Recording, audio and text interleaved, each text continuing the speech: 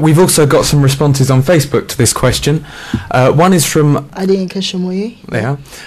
Who says that I think zoning is an outdated means of selection of the election, and that the proponents will claim that by zoning political positions they are simultaneously promoting equality. He argues that this is a load of old tosh, in his words. A qualified nationally accepted candidate through free and fair electoral system, by the virtue of getting elected, will do more to bring the said unity to the political party than any zoning system, no matter how noble the intent, which is really what you've been arguing mainly for here today. Yes, basically. Okay, well, we also have Shelley Ann, and basically what she thinks is, she basically says that zoning, in her words, I think it's a good idea because it reduces the monopoly of northern rule.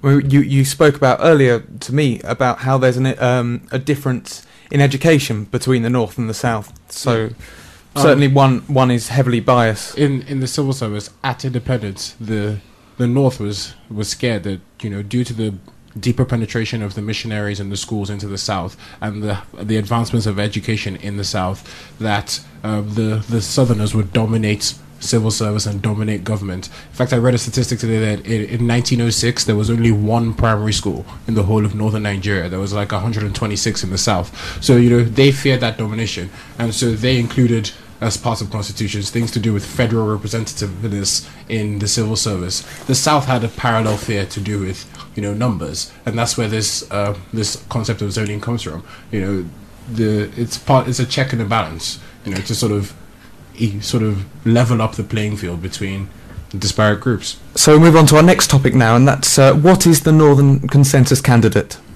Okay, firstly, we need to understand the political reality of Nigeria. That in Nigeria, we don't have ideologies, we don't have policies, we don't have groups. We have ethnicity. Ethnicity is the basic political model on which people gather. So say in America, the Tea Party, an ideological group in the Republican Party, can come out and say, this is our consensus candidate, this is who we want, based on ideology. They can come out and choose support, and it's different in more developed democracies where things are decided on ideology or policy or whatever, because it's not do or die. If the more conservatives in the Conservative Party win over the more centrists, then it's not that bad. But the difference in Nigeria is because we are based around ethnicity. If one group continues to dominate for too long, it is seen as ethnic domination.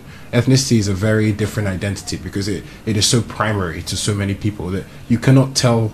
You can alienate somebody based on how left-leaning they are, and they will put up with it. But you cannot alienate a group of people based on their ethnic origins for any period of time and expect them to stick with it. So when the Northern Consensus, or when this group, the Siramo group, have come up with their Northern Consensus candidate, you should see it as a political group have come up with a political consensus candidate. The same way that in the Republican primaries or in the midterm elections in America, the Republican Tea Party came up with, their right-wing groups, the right-wing candidates that they supported. That's how it should be seen. As we bring this argument to a close, would you like to each summarise the points you've made for the listeners at home? I think presidential elections or political parties should be built on credibility. If a 5-year-old is going to give us what we want, I do not care if he's American. We just want a credible person who will deliver. And hopefully, the issue of ethnicity, as time goes on, as we take out zoning and we bring a more unified Nigeria, will sort itself out, hopefully. Well, I'd just like to say that there's a certain naivety amongst us, the youth, and in certain parts of the media that zoning is just this evil consensus thing that's been carried on by the powers that be. There's a political reality in Nigeria that means that ethnicity and regionalism and religion are the primary sources of politics in Nigeria, as opposed to policies or ideology or anything like that. And until we address the underlying issues, of the political structure of Nigeria, we can't just throw away zoning. True. We need. And I genuinely feel that's what the Green Label is here to do. We want to shift your mindsets away from ethnicity and religion and whatnot, and towards issues. What do you want done? That should be the basis of politics in Nigeria. Until that happens, zoning is going to have to stay. Yeah, I guess zoning is still going to be here for quite a while until we do sort out stuff like that. But hopefully in future, let's see how it goes. Well, this has been the Green Neighbor once again. Please do listen in to all our podcasts and be inspired. We're trying our best to change Nigeria together. Please listen and join the trend.